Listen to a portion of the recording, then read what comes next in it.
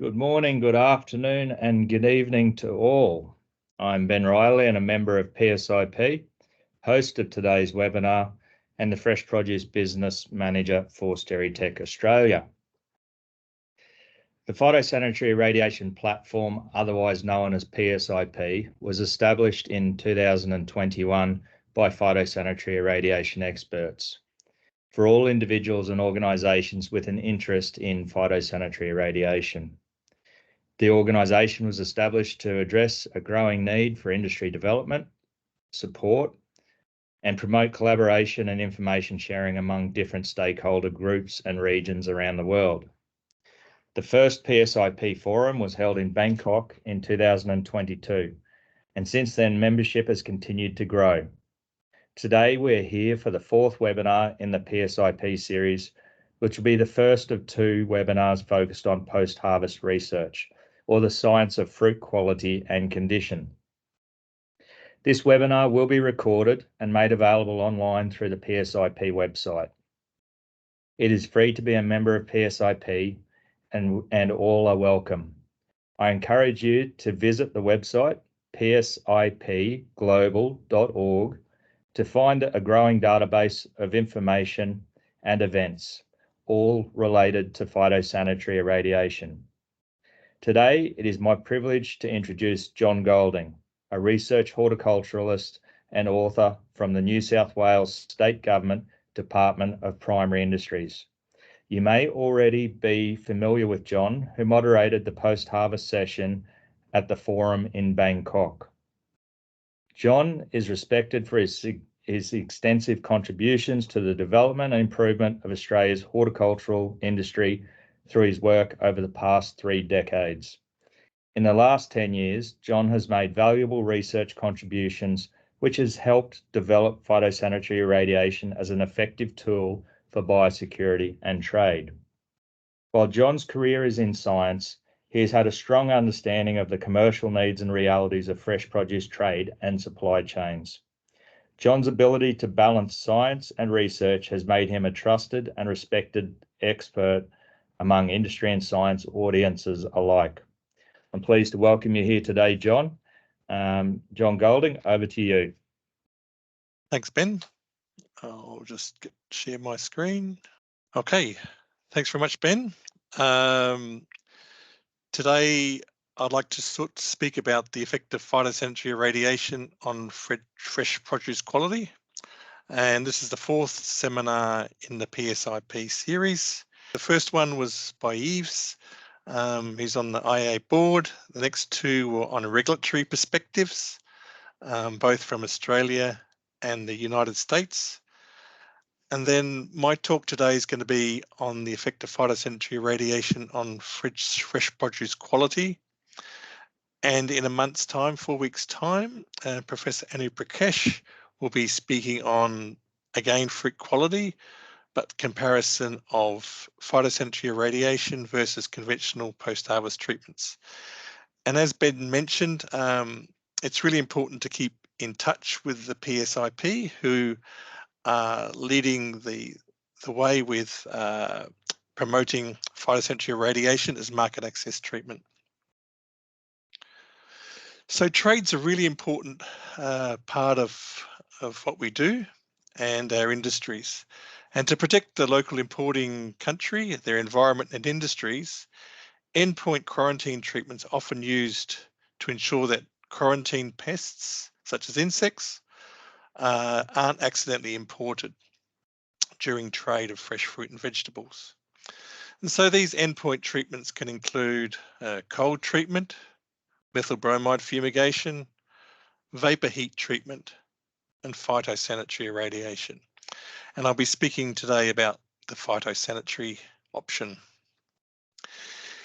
Indeed, phytosanitary irradiation is an accepted market access treatment or phytosanitary treatment, and its use is outlined in the ISPM, International Standards for Phytosanitary Measures, number 18. So these are global agreed standards by the FAO, where all the countries in the world have agreed upon these international standards for trade. and phytosanitary irradiation is one of those.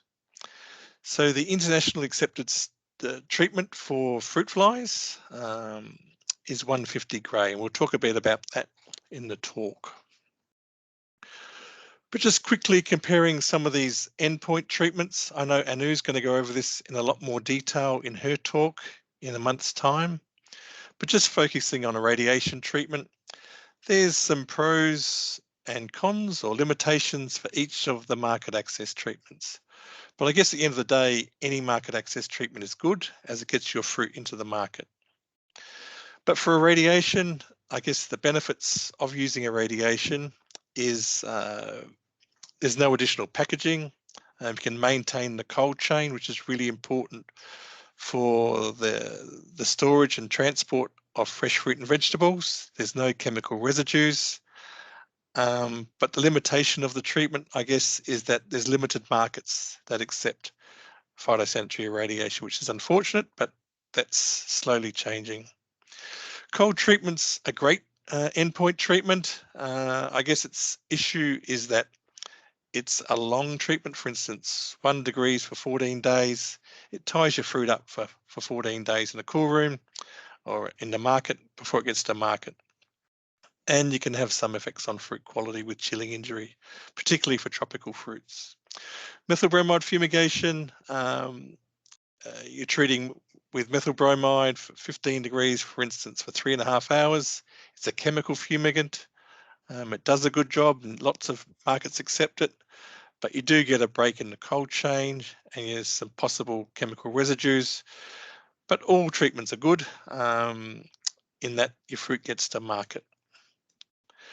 But I guess the bottom line to all these different treatments is that all these treatments affect final fruit quality. And that's what Anu is going to talk about in the next PsIP seminar on the 21st of March. So I encourage you to log into that. It'll be a really good talk. So today I want to talk about the effects of phytosanitary irradiation on fresh fruit and vegetables. Now, probably the most important thing I want to get across today is that fresh fruit and vegetables are still living. They're living like you and I. They continue to breathe, respire. Even though they're off the tree, they're still living and breathing produce.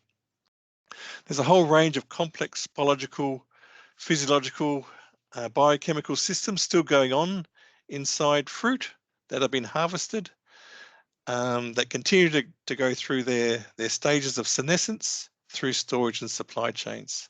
So fruit and vegetables are still living products. They're not bags of dried spices or pasta. They're still living, going through the same complex biological systems. That's important to keep in mind. So what does phytosanitary irradiation do? Well, it breaks the DNA either directly into the DNA or indirectly. You can create reactive oxygen species which form a cascade of events, some positive and some negative in the cells, which can cause all sorts of things inside living cells. And indeed, that's how phytosanitary irradiation works for a market access treatment. So your irradiation, whether it be E-beam, gamma rays or X-rays, cause irreversible damage to insect DNA.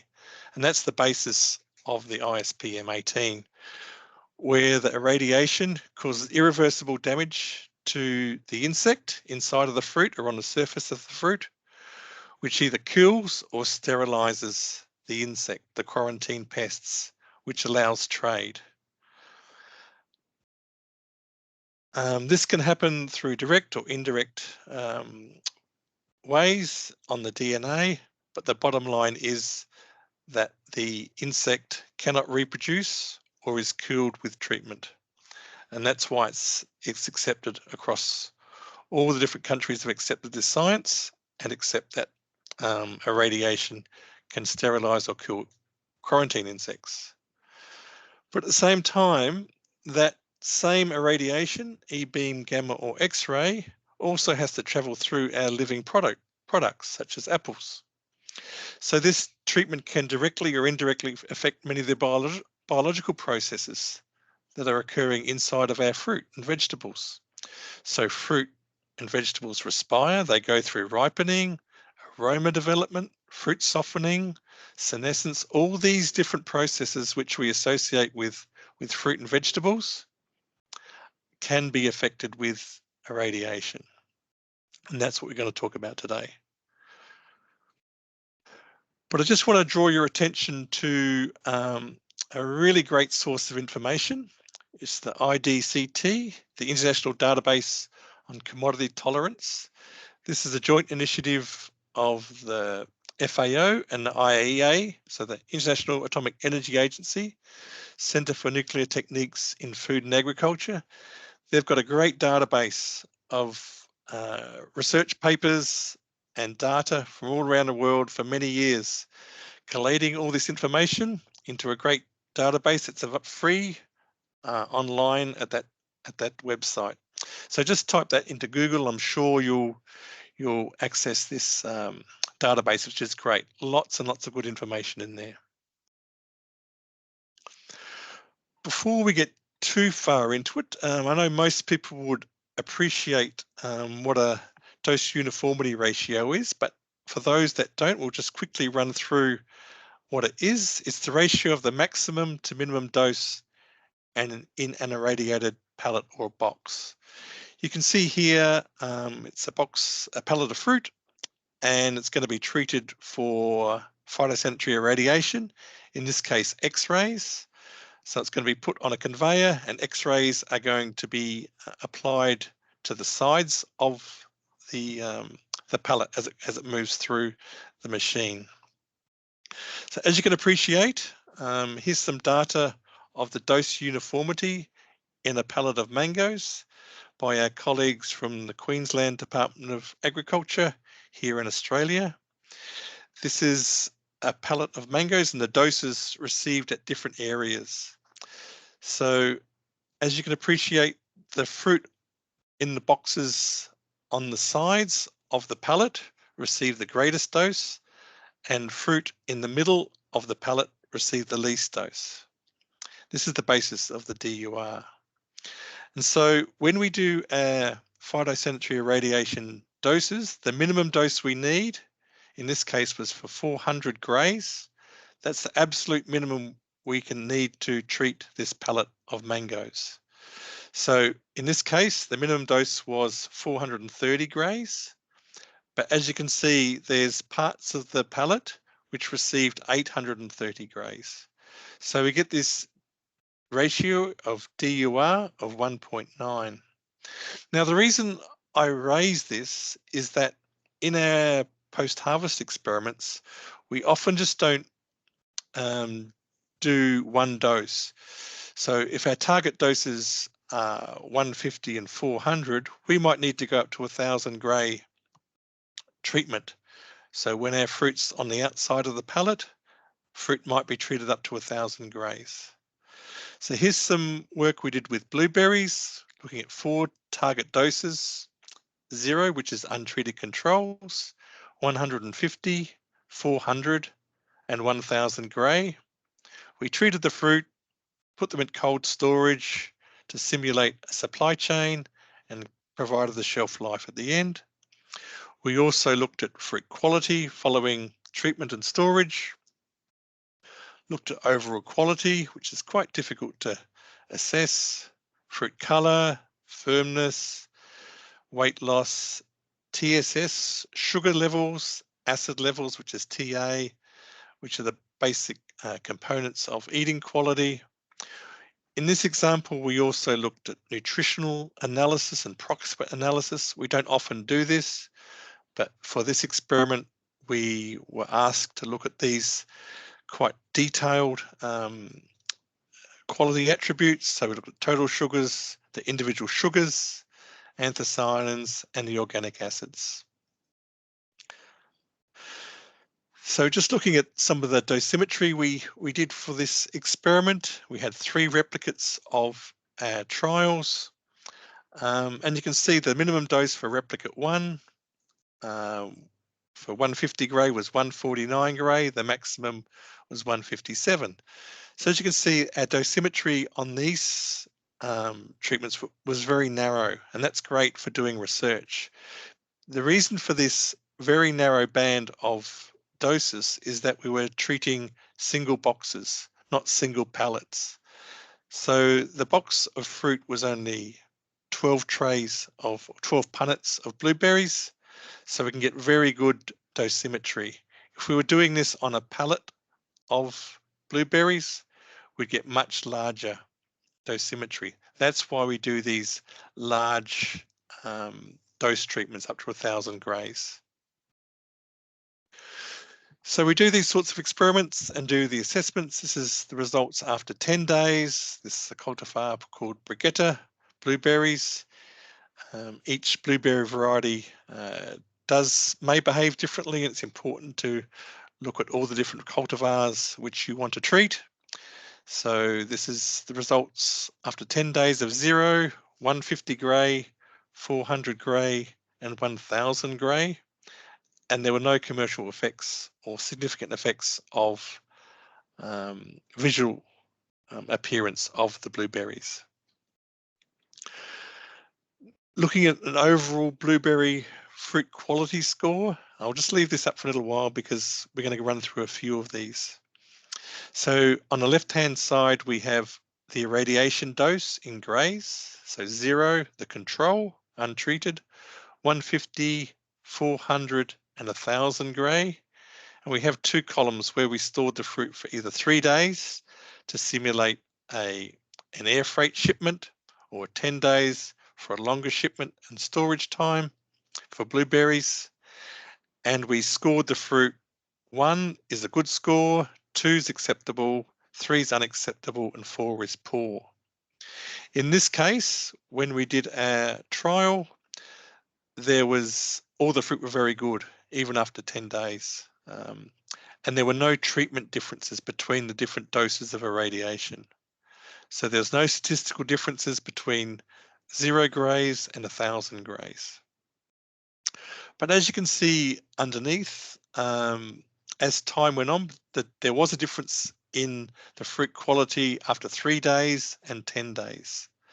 So the fruit quality became poorer quality over storage time, which we would expect. As time passes, fruit quality declines. And that's what we saw in this experiment too.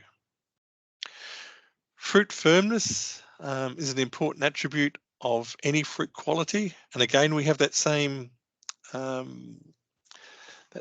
table with irradiation dose, 150, 400, and 1000, and different storage times. And again, in this experiment, we saw no difference in the fruit firmness between the different doses of irradiation. But again, we saw differences between storage times. In this case, the blueberries actually got firmer in storage, and that's not unusual for blueberries. Most things go softer, but in blueberries with time, sometimes they get firmer, and we saw that in this case. But there was, again, no treatment effect of the irradiation dose. We're looking at the effects of total soluble solids, or this is the equivalent to the sugar levels. So between the different doses of the blueberries, there was no effect of irradiation on sugar levels, both within the treatment times or between the treatment times. So fruit sugars weren't affected by irradiation. Vitamin C content or ascorbic acid content is something some consumers are interested in. It's an important part of our nutrition. And in this example, there was no effect of irradiation on vitamin C levels. And this is a little bit not unusual, but you do often see this in the literature that irradiation can affect vitamin C levels. Any soluble vitamins are generally affected with irradiation dose, but in this case, we saw no differences of vitamin C. But again, over time, storage time had a large effect on the vitamin C content. So after 3 days, we were getting 9.96 milligrams per 100 grams, and after 10 days, it went down to 7. So you can see the effect of storage time having a much bigger effect on fruit quality than the irradiation dose. And we see that quite regularly in our trials. Finally, the anthocyanins. So this is what makes blueberries blue, or actually red, the juice. And there were no treatment differences again. So often the literature, the scientific literature may sometimes suggest that some of these secondary plant metabolites are affected by irradiation, but in these experiments we showed there was no treatment differences at all between the different doses, and in this case storage time. So we concluded there was in this experiment there was no effects of commercial effects on fruit quality in blueberry. Did similar work with exactly the same sort of work with Maravilla raspberries, and got very similar results, that the phytosanitary irradiation had little or no effect on the commercial effects of raspberries. We've done similar work with cherries. We've looked at different doses, varieties, growers, different growing regions, with treated and non-treated, and showed there's generally no effect, commercial effects of phytosanitary irradiation on cherry quality. Similarly with passion fruit, it's not a great industry, but huge industry, but it does again highlight the effect of, or the lack of effect of phytosanitary irradiation on fruit quality with different doses. And persimmons, we looked at Giro persimmons at 1 dose at 770 grays, and showed no effect of phytosanitary irradiation on fruit quality. And this is reflected in the increased trade and use of irradiation in Australia. So this is some data from Steritech, so Ben's company who introduced the talk. Steritech Australia have been doing irradiation for many years, and there's been quite an increase in the production, in the volumes, the tons of produce that are being treated in the last few years. So that reflects that there's no commercial effects on fruit quality. And also recently, there's been a diversification of treatment in Australia of phytosanitary irradiation. It's resulting in this increase in volumes of irradiated fruit that's being treated in Australia, both for domestic use and for commercial exports. This all seems wonderful, and you think there's nothing wrong with phytosanitary irradiation. However, phytosanitary irradiation can negatively affect fruit quality. Yes, in most instances, phytosanitary irradiation doesn't have any significant effect on fruit quality, commercial effects on fruit quality, but sometimes it can. And we'll just go through some of these increase in disorders that can result from phytosanitary irradiation, even at very low levels at 150 gray. So we have increased rind disorders, internal browning, fruit softening, and other attributes that can be affected with phytosanitary irradiation. Here's some typical symptoms. This is with Decapon citrus treated with 150 gray. We see an increase in this surface blemish on the outside of the fruit, which is typical of a phytotoxic reaction in the peel, causing this peel damage, which is not acceptable by the market. We have seen phytosanitary irradiation increasing fruit softening. Here's an experiment we did with cherries, treated at 800 grays, and untreated fruit remained firmer than the treated fruit. But I'll just draw your attention to the axes there. So these are in grams, that fancy machine there. So we had 310 grams for the treated and 330 grams for the untreated. So using our statistics, we can show that there is a statistical difference, but we gave those same cherries to consumers to try for a whole variety of different attributes, and the consumers could not determine if the fruit was softer or firmer. So sometimes when you interpret the data from the literature, you just do need to take into account the commercial or the consumer attributes as well, as we can see in this case with fruit softening. But something you don't really need stats for or something to be told is that phytosanitary irradiation can also affect fruit quality with these increased disorders such as vascular browning.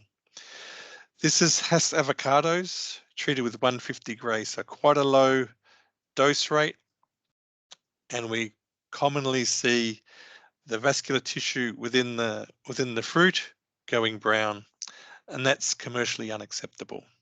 So while some things can be overlooked, some things are less tolerable. Similarly, we've seen increased disorders with lenticel browning. Here's some great work done by our colleagues in Australia in a different state, Queensland Department of Agriculture and Fisheries, where they showed increased lenticel damage in a mango called B74. So increasing irradiation dose resulted in these lenticels going black on the skin, which isn't ideal. But their research over many seasons and many different growing regions showed they could effectively manage this radiation-induced lenticel damage. And this has all been published in the reference there, Journal of Horticulture Science and Biotechnology. So I encourage you to look at this great research. What they showed was the longer you leave the fruit before treatment, so more mature ripening stage, you reduce the level of lenticel-induced browning. Okay, so if you harvest the fruit early and you treat with irradiation, then you get high levels of lenticel-induced browning. The longer you leave it, increasing fruit ripeness reduces this level of lenticel browning. Coincidentally, you get better eating quality because the fruit's at a more mature stage.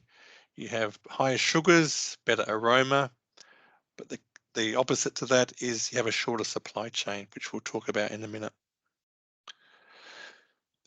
But our colleagues in Queensland also showed that post-harvest treatments can also affect the development of the induced lenticel damage. They showed that different waxes and coatings can affect the severity of the lenticel damage. So there's a whole range of opportunities there to manage this disorder. But the good news is that they do now have a solution for a market access solution using phytosanitary irradiation. And so they're using phytosanitary irradiation for both domestic and exports of mangoes. And to ensure these commercial outcomes, they've had to alter their commercial practices to ensure lenticel browning. So they've had to change what they used to do of harvesting a bit earlier, but now they have to harvest a more mature stage to get better eating quality, but it's a shorter supply chain too. So having to tighten up the supply chain, get the fruit to market quicker is a good outcome for everyone. Just changing gear now. So what are the next frontiers of where we need to go with phytosanitary irradiation and research, and where industry needs to invest its valuable R&D funds? Well, I think probably the most practical thing we need to do is overcoming some of these fruit quality issues with applied R&D to enable trade. So that example book we just showed with the lenticel disorder in the mangoes was an excellent example of what can be done. So we need to understand and manage both pre-harvest growing conditions, so nutrition, irrigation, harvest maturity, all these things combine to affect final fruit quality. Similarly, the post-harvest handling conditions, the storage, supply chains, things we can manage in the packing house with post-harvest treatments, fungicides, coatings, modified atmospheres, the level of oxygen, CO2, MCP, so addressing ethylene issues, all these things we can manage. So it's how these things interact with the phytosanitary treatment, which can affect fruit quality. So it's understanding and managing these pre and post-harvest conditions to optimize final fruit quality to the consumer following phytosanitary treatment. That's a really big task to ask of anyone, but we've got a good handle on doing that for our regular storage and fruit quality. So it's just applying this, our knowledge, our post-harvest knowledge, to the use of phytosanitary irradiation to overcome some of those issues, to consistently deliver high quality fruit onto the market following phytosanitary treatment. And I guess underlying lots of what we're talking about is understanding the fundamentals of what's happening following irradiation. All our research, all the research I do have been empirical studies. So we treat the fruit at a couple of doses, we put it in the cool room and look for fruit quality, look for fruit tolerance, measure fruit quality. And this all works pretty well, but it's not really understanding what's happening to the fruit. What's causing these changes of ripening? What's causing these changes of firmness? And there's a whole range of molecular and physiological processes that are developing. The omics approach to understanding what fruit quality is, gene expression, transcriptomics, proteomics, all these new approaches to understanding what's going on inside the fruit need to be applied to its effects on phytosanitary irradiation.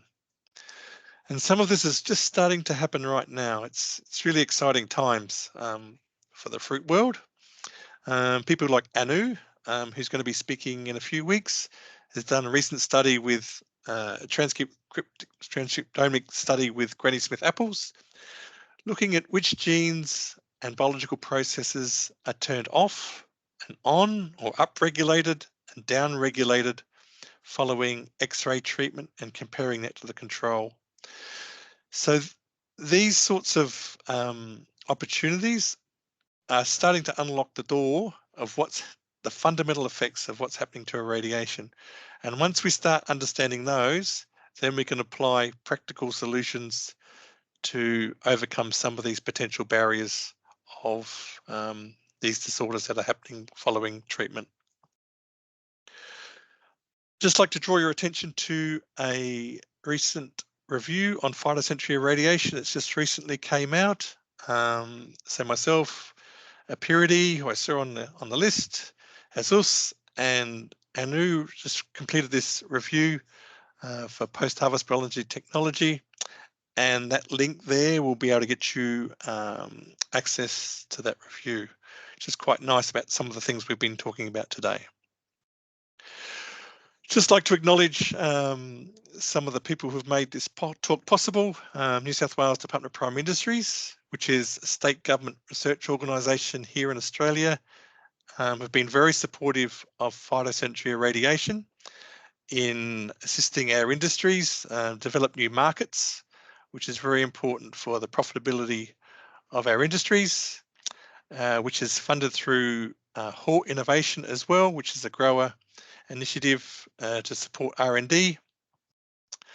Also like to acknowledge Steritech, so Ben's company, who's always supported R&D in Australia, and the Australian federal government, who are also supportive of phytosanitary irradiation, providing some of the regulatory frameworks to assist our growers export fruit. There's my contact details. Always happy for a chat for post-harvest and anything to do with irradiation, phytosanitary fruit quality. And just also have a final reminder for Anu's talk on the 21st of March in a few weeks' time. She's going to be talking about the comparison of phytosanitary irradiation to conventional post-harvest treatments. Now, Anu's been in the radiation game for many, many, many years and has got vast experience. So we're all going to learn a lot from her talk in a few weeks' time. And finally, there's going to be a phytosanitary and market access workshop at Post-Harvest 2024. So this is an International Society of Horticultural Science big conference for post-harvest people, happens every 4 years. And next year we're lucky enough, or this year, we're lucky enough to have it in New Zealand in middle of November.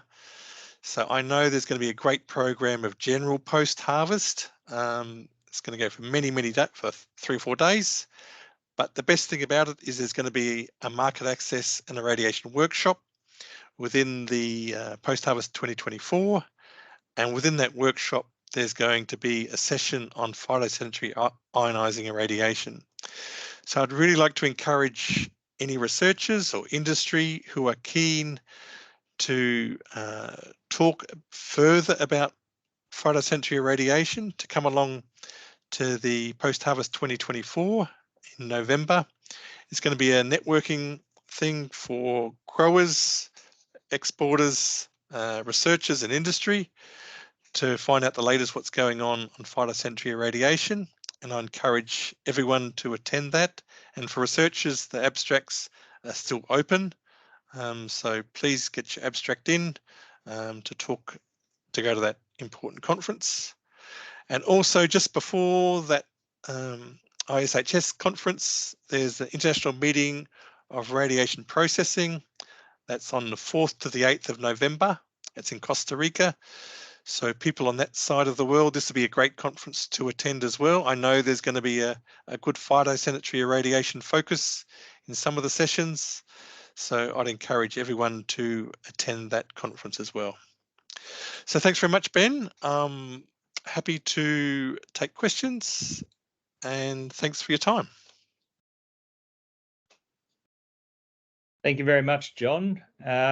We may have found some technical barriers in that this webinar was set up from Europe, and it doesn't appear that we have chat open for questions. So I apologise. I'll just check the Q&A function to see if anything's popped up there. But in the meantime, thank you very much for a very broad and insightful summary, John. I really appreciate how you bring both a commercial and a science lens to assessing the viability and the opportunities of the treatment for trade. Okay, I believe we do have a function, a Q&A function in the top of your screen that if you click on, you can ask questions. So I'll just give the audience a few minutes to find that function and ask a question if you wish. But while we're here, John, something that I picked up in your presentation was how important applied research has been in building confidence in the treatment in Australia, but how the practical learnings and the diversification of trade are highly complementary to it. I guess a question from myself, do you see the trade that's occurring in Australia guiding where Australia may more efficiently invest in applied research? Yeah, I guess trade is what we're here for. As a researcher, it's nice to write papers, but it's also important to have commercial outcomes. So seeing the increase in trade and looking for potential issues that might pop up. I know you do a bit of citrus, Ben, and sometimes we do see some problems with citrus, with that blemish we saw on those decaponds. So I guess it's looking into some of those issues that intermittently come up and finding practical solutions. So working together as industry and researchers, it's important to firstly identify those potential issues and then provide practical solutions for those things. Okay. John, what opportunities do you see for international collaboration, and how important do you see that collaboration, particularly with different hemispheres, different regions, different varieties? Yeah, trade's a two-way street, and it's really important that it's all very nice for one country to trade, but two countries need to trade as well. So I think along with trade is research. Australia, in our instance, speaking from this side of the world, doesn't have huge industries of, say, dragon fruit or some of the tropicals. So there's opportunities for collaborative research in those areas. So Australia can trade our fruit into some countries and we can trade fruit back, and having collaboration, research collaboration, industry collaboration will only benefit that two-way trade. Okay. I do have a question here, and the question was, if you can answer it, what research are you currently working on? I guess that means what crops are you looking at? At the moment, we're looking at that avocado trial, which I showed a picture of in my presentation. The avocado industry are keen to explore phytosanitary irradiation and overcome some of the potential barriers. So at the moment, it's just avocados. Okay. Okay. And one more question. What have you done research on any products that Australia imports? So there's some products imported from Asia, mainly mangoes and lychees, that I'm aware of. But has Australia been involved with any of that? Any research on those categories? On the importing side, no, but there are opportunities for collaboration. I think there's a lot of opportunities for improving two-way trade and two-way collaboration. So at this stage we haven't, but I think there's opportunities to assist both countries import and export fruits using phytosanitary irradiation. Okay. And Ken Glassy has sent in another question. Some of the issues must be caused by overdose. So I'll call that higher absorbed doses. Do you think getting better dose distribution, treating cartons rather than pallets, I guess, to finish that, will get a better result? I think it's the practical side is that we need to treat pallets. You see these packing sheds producing pallets and pallets of fruit every day. They have to treat large volumes. The dosimetry isn't that bad, I don't think. It's maximum of 2, so DUR of 2. If we're aiming for 400, the maximum will be 800, for instance. From our research and observations, we've seen with very good dosimetry issues at 150 gray. So I don't think it's a dose response per se with excessively high doses, but for the minimum dose for fruit flies 150 gray, we still see issues. So I don't foresee the higher doses being a problem. I think it's just dose per se. Okay.